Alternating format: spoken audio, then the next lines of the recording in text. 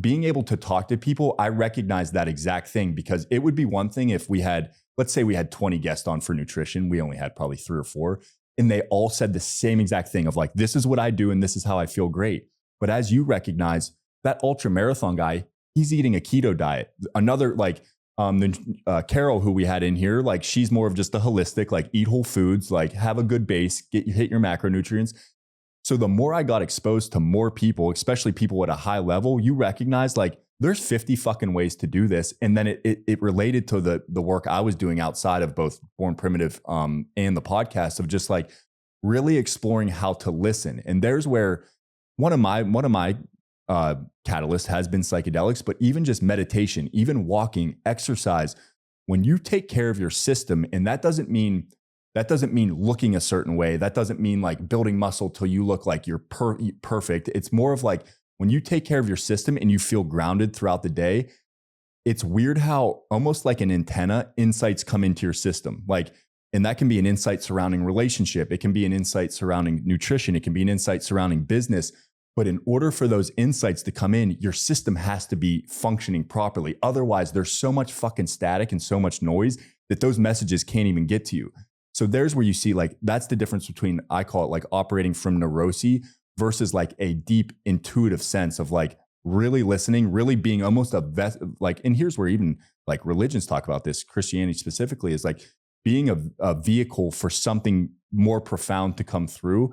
And I've found the way to do that is to like build that trust with what is bubbling up from an internal aspect.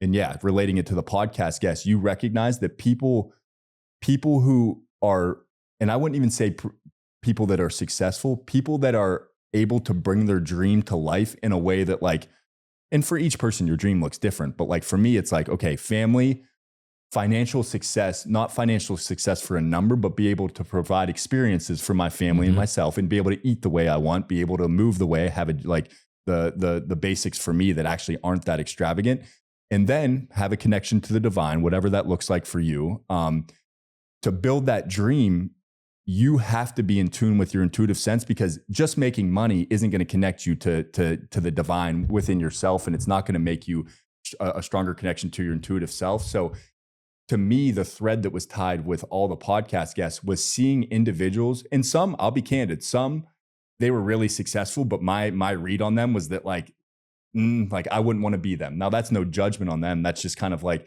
but then we had some like, who would be a good example would be like a Brian Johnson. Like he's embodied in what he's doing. And you can sense that when he's talking. And I've had some conversations with him after, and I know some people that know him. There's no Brian Johnson on the podcast and then off of the podcast. Like who he's being while he's on the podcast, he lives that life. Yeah. And for some, even for me, like he has some quirks that are like different than me. Like, and we have some similarities, but he goes extreme on some. But he's a living truth of what he's saying. And that to me was the most important part to see, is that like the people that I left the podcast being like, hell yeah, that person was awesome. There was a living truth to them. Do you know what I mean? Yeah. It wasn't, it wasn't just something they were, okay, for an hour, I'm going to make these guys think I'm cool. And then when they get off, they're a dickhead.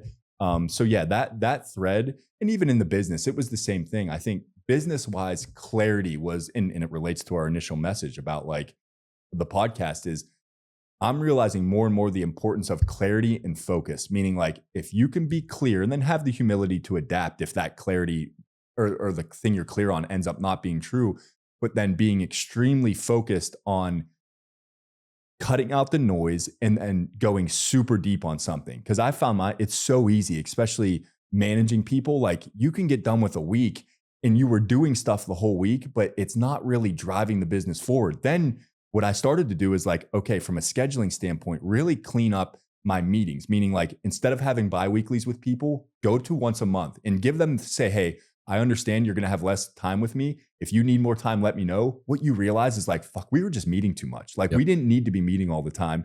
What we need is structure to the meeting and really being focused.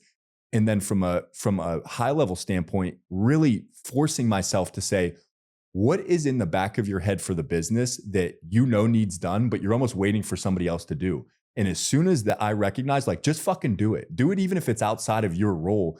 And if you think it's going to provide disproportionate value to the business, Now, don't do it if it's somebody else's role. Read them in and say, hey, I really think we need this done for the business. Here's what I'm thinking. I'd love to collaborate with you on how to bring this forth. But then there were some things where it's like, no, you should be doing that. And like, I mean, you even saw like some of the forecasting and stuff. It was like, just fuck it. You have everything you need. You know this, like I've been in the numbers for 6 years now and with each department working very closely. So like that exercise, and it's taking me like 2 months to really do it, was a prime example. And I will say I am proud of myself of like finally just being like, no, any downtime I'm working on this, I'm not doing anything else. And I said no to a lot of things in that time. And then you recognize too, it's like, and you've said this, you're setting your team up to grow faster too, because when they recognize like, yeah, Tony didn't need it. He said no to that. And then he didn't need to be in that meeting. Do I need to be in this meeting? Like, why do we have 7 directors in one meeting where really if one director would have briefed it well, everyone could have said, that's awesome. Like, here's how that's going to affect us. We're good to go. So yeah, the focus on the business side, the focus and clarity part. And I think one that was recent that I recognize he gets it is Nick Bear. Yeah. And he kind of talked through it of like Definitely. recognizing I needed to say more to, or no to more things. As a business, we needed to say no to more things. And then even the books he asked, like, what books are you reading right now? What do you use for personal development? I could tell he was on that mark because there are a lot of people like The Effective Executive is a great book that talks about this, is like the journey of a typical executive. When you're young, you kind of like, you're doing too much. You're thinking you need to like do all these things. Then it becomes like pick 2 or 3 things and fucking hyper focus on that. Spend all of your time doing that. So Nick Bear on the business front was definitely somebody, and you see it, man. You see in the results they're producing, like that works. So yeah, I hope that kind of answered on the personal side, and then yeah, on the business side as well. But the personal side, it was, and I think life does, like there's divine timing to everything. Like it was eerie at times to see things I was deeply working through, because I can't, like that's just the way I think naturally, and then to see how the lessons would come through from certain guests, or they had been through a similar situation, was so insightful, because that's just like dumping fuel on your fire. Because it can be when you're trying to really reflect deeply on your subconscious and on just things that you like, your childhood, even adolescence, like you can feel kind of alone in that. And when you get people that had a similar journey and can kind of either be ahead of you or kind of right where you're at, I think it gives you a level of comfort to say like, shit, this is uncomfortable at times, but I'm going to keep going with it.